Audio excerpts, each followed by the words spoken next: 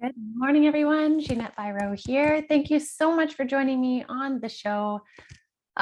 It's great to be back. And I have so many things to share over the next couple of weeks of things that I learned in the quiet downtime, reflections and experiences. Some were pretty crazy. So I'll be sharing that with you guys over the next few weeks. But what I wanted to start off with, especially in this really interesting energy that we're in this liminal space. You know how we're in this in between, this liminal space, and I will talk more about that as well in the next little bit. But we are in this liminal space, this in between. If you picture our journey of humanity's turnaround, essentially, humanity's turnaround is like the shape of a U, obviously, a U-turn, right?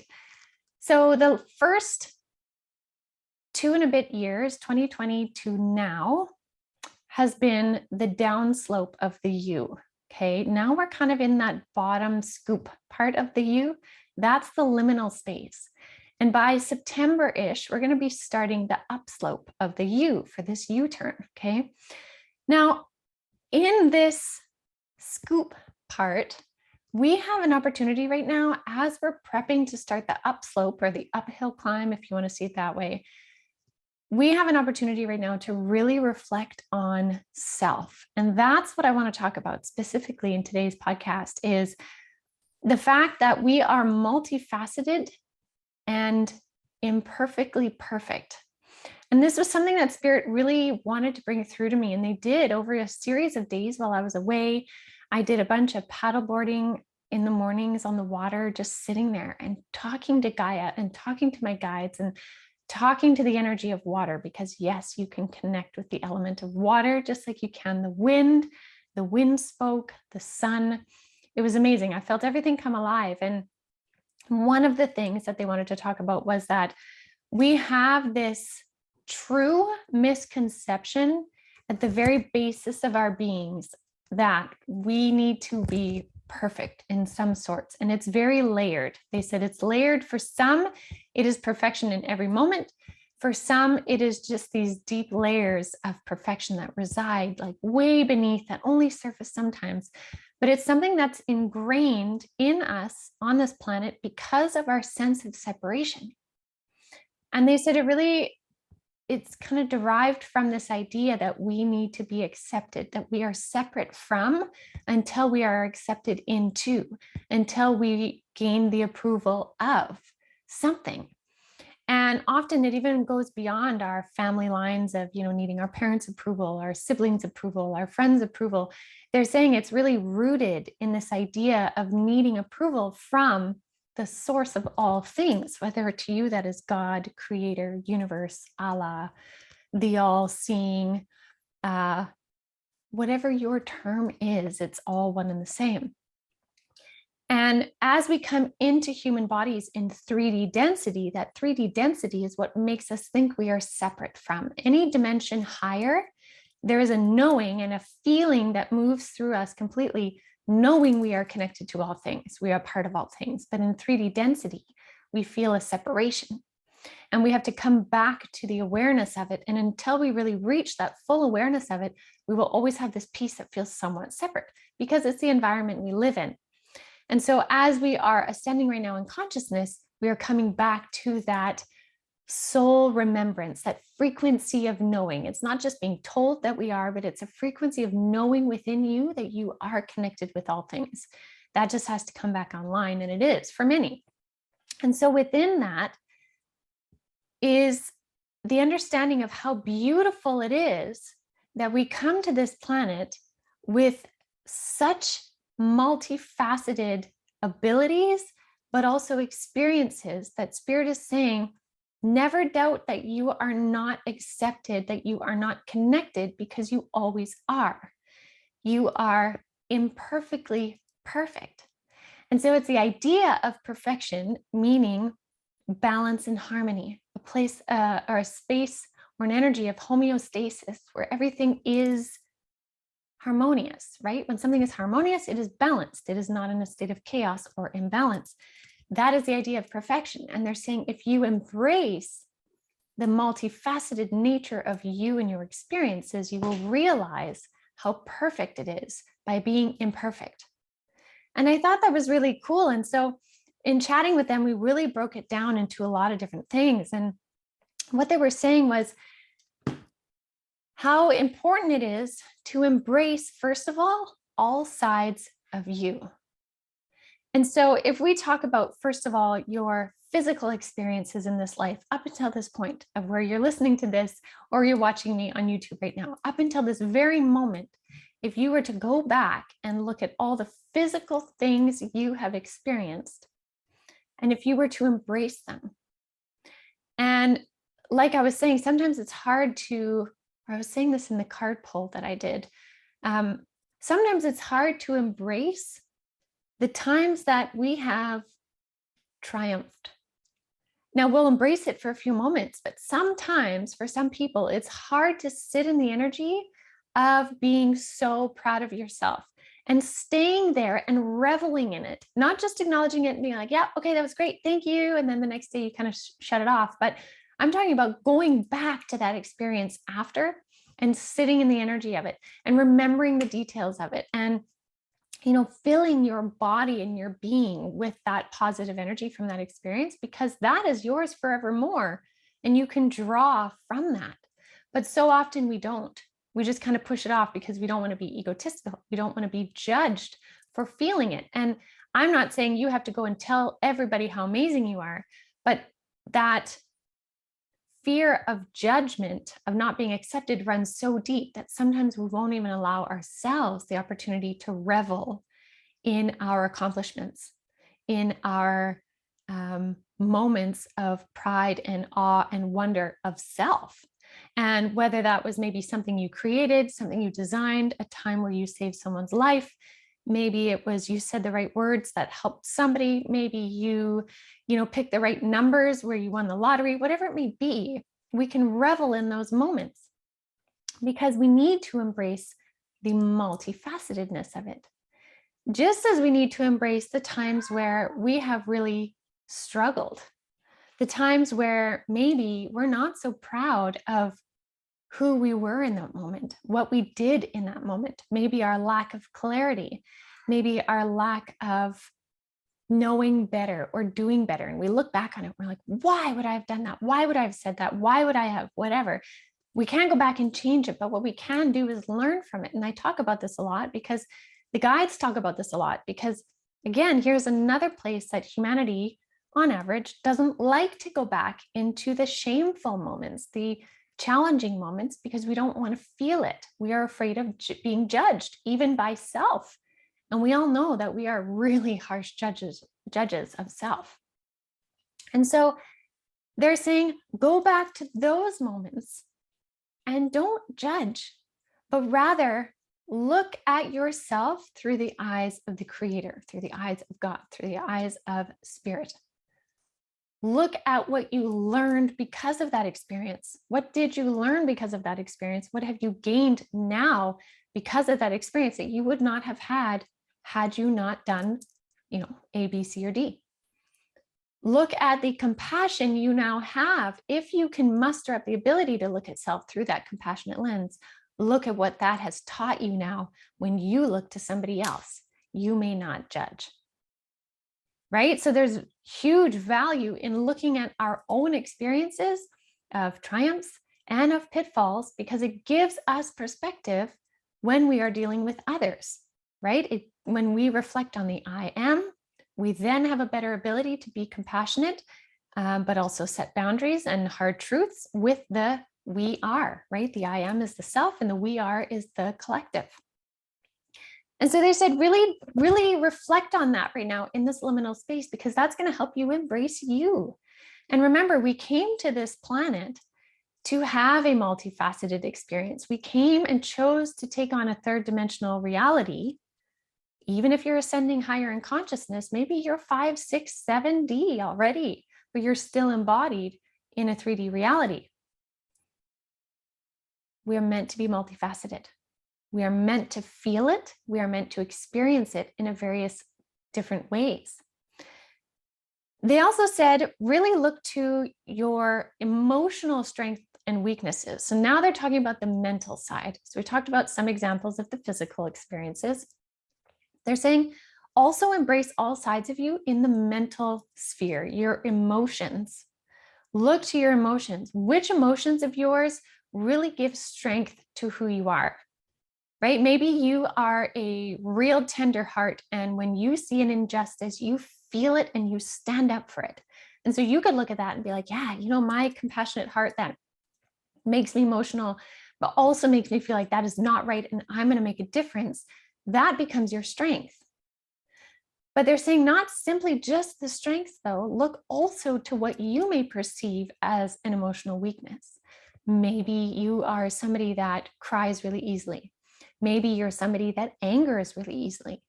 Maybe you are someone that panics and gets super quiet and doesn't speak up for themselves. They're saying, notice what that is, and then get curious and ask yourself why you're feeling that way. Why are you experiencing that right now? What is that weakness here? And I'm going to say a perceived weakness. Okay, that's a human perceived weakness, because spirit would never see that as your weakness. They would see that as your opportunity to learn and grow. That's how they always see it. It's opportunities. And so look at that opportunity / human perceived weakness and think, where or what? Where can I grow in this? What can I do to do that? What is this telling me about myself? What needs to change so I can bring it up into balance? At the same time, what did this perceived weakness allow me to understand? And I thought that was really interesting, because I was reflecting on my own things too. And the biggest one that really hit me when Spirit brought that through was, what does this weakness allow me to understand? And I thought that was really profound. And so I was like, wow, that's so true. There is absolute value in even the multifaceted nature of our mental self. We need to embrace it all. We need to embrace the times where we feel overwhelmed. And that was one of mine. That was where I was like, I'm feeling pretty good about this and this, but I'm feeling pretty crappy about that. And what I was saying to them that I felt bad about is my ability sometimes to tolerate the busyness of 3D, or the busyness of crowds, or the busyness of being around a whole ton of people. Like, yes, I love to dance, for example, and being on stage for me is very easy because I'm on stage and I'm slightly removed. And I used to feel that way when I was a singer as well. I could easily be on stage, but it's harder for me to be in the crowd, standing in the crowd with all the energy around me. And I would always see that as a weakness, even though I was like, yeah, I'm very empathic and I can feel the energies. I still had a judgment of self that I was weak, that I should be stronger in that. And so it was interesting when Spirit brought that through, and they're like, well, look at you, look at your perceived weakness of being in a really busy crowd or at a concert or something like that. And they're like, is that really a weakness? And of course, my first thought was like, yeah, because I should be stronger than that. I should be able to just block it out. I should. And they said, okay, yes. Do you notice that sometimes you do? And I was like, well, yeah, but I can only do it for so long. And they said, is that a bad thing? And it was interesting because I was like, no, it's not a bad thing. And that sensitivity in that environment can be, I can put up a boundary for a while, but then I will tire from it. And that is okay, because that sensitivity allows me to pick up on different things like spirit, like having conversations with them. It allows me that. And so instead of perceiving it as a weakness, I can then, even in those smaller things that I don't realize I'm judging, it's just a narrative in my mind, I'm realizing, wait a minute. No, this is because of this, and I really value this. So I actually value that, right? So it's embracing the multifaceted nature of self. So I thought that was really, really neat. And it's something that they want us to spend the time pondering. And the vision they keep showing me in my mind is actually gathering it. I'm saying the word embrace, and it is embrace, but I see like gathering it, like scooping it all together. They're saying embrace the fragmented parts of you that have fragmented based on judgments of self from self. because it's really not about judgments from others. As somebody else can judge you, but it's up to you if you're going to agree with them or not. And I say that like it's easy, and I realize that's a hard thing, but the truth is, it's up to you if you believe their statement or judgment of you is true or not. So that being said, you are the one that gets to choose to gather your fragments, gather and embrace the multifacetedness that is you, because it is making you who you are. And when you realize that, then you can work with it that much more. You can work with it, release the judgment of it, and become so much more. We are given certain sensitivities for a reason. Some of them might feel like a burden, but some of them not. Here's another example of mine, just to give another piece of context. Spirit had told me in the late spring that I would have to change the way I do my workouts and I eat and all this kind of stuff. And at that point I was thinking like, why? It's working fine. And sure enough, it got to a point where I could not hack it the way it was because my body was changing in frequency. So it had to change too. So what I first saw as having to eat more clean foods, like simpler, cleaner foods for a time being, as a weakness and a judgment. And, oh, people are going to judge this if I'm bringing my own food. These, simple narratives going on in the back of my mind. When I started to feel the difference that it was making in this realignment of my own frequency, I then took off a judgment I really didn't even realize I was doing and embraced it as part of my power. This is part of my journey. I am doing this extra clean eating right now because it is benefiting my whole being, and why wouldn't I? And therefore, if anybody was to judge it, and I'm not saying anybody has, but I'm talking about the narrative in my mind, if anyone was to judge it, why would I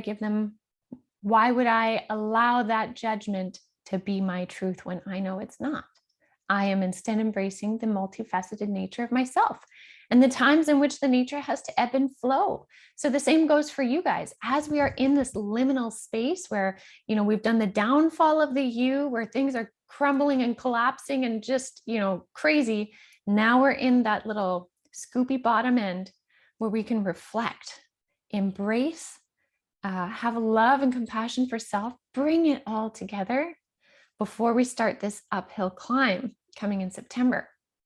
The more we respect, honor, and hold that multifaceted nature of self in high regard and as a truth instead of judgment, the easier we're going to have navigating the upswing of this the upswing of the next bit that brings us to the end of 2024.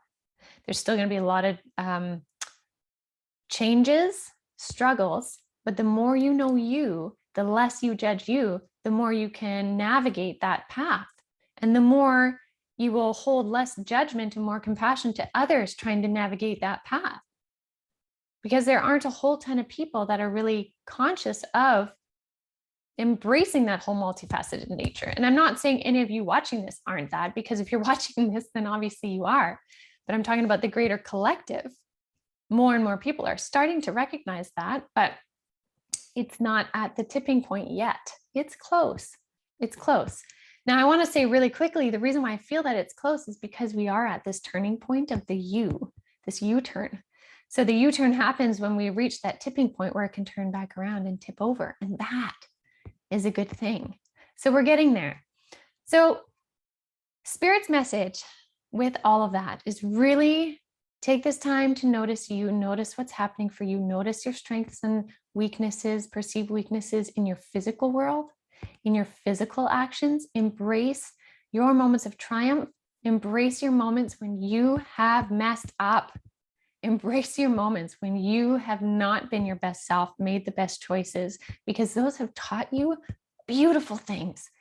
And if you're thinking maybe they didn't, and you're like, I don't know what I learned, sit and ponder, because you'll find it. You'll find that nugget of truth in there that helps you stand up, be bigger and brighter than you were before. And then embrace your mental sphere. Embrace the emotions that fuel you, that you know really well, and that you are deeply connected to. And then also embrace the ones that you don't quite know as well. The ones that trigger you, the ones that make you have a shaky voice. I remember one time someone told me, they're like, I've noticed a few times when you have spoken your truth with a shaky voice and you still spoke it. And that was huge. And I remember how much that impacted me, because I remember those times when I spoke with a shaky voice and I judged myself for it. But to hear somebody else say, I heard it and I thought that was amazing that you kept speaking, then it became my point of power. So now it's like, if I have a shaky voice, I'm going to speak it anyways, because it matters, right? So that's my thought of weakness then becomes a point of power. So that's what I'm saying with the emotional self. Even if looking into an aspect of self makes you shake, look into it, discover it, because you are here for a reason. You are meant to make an impact. You are meant to grow and experience, absorb, and become everything you can gather from this lifetime. That is the whole reason why I came back from being on the other side, when my guides asked me if I wanted to stay on the other side. And the value that I saw of the human experience was so big. There was no doubt in my mind I wanted to come back. And so that's what I wish to share with you guys, is make the most of the time you have here. So much growth can happen when we take off the judgment and we just dive into who we are in its entirety. So, crackly voice. I will leave you guys with that. I hope it inspires you. And, if you feel somebody else might benefit from this message, please do share it with them. And so that's all I've got for you. Then I will let you guys go. I hope you have a beautiful rest of your week. May you feel strong in who you are. Maybe you will spend some time embracing all the amazing, funny, quirky, silly, awesome things about self. Find joy in it, revel in it. You matter. And I will see you guys next week.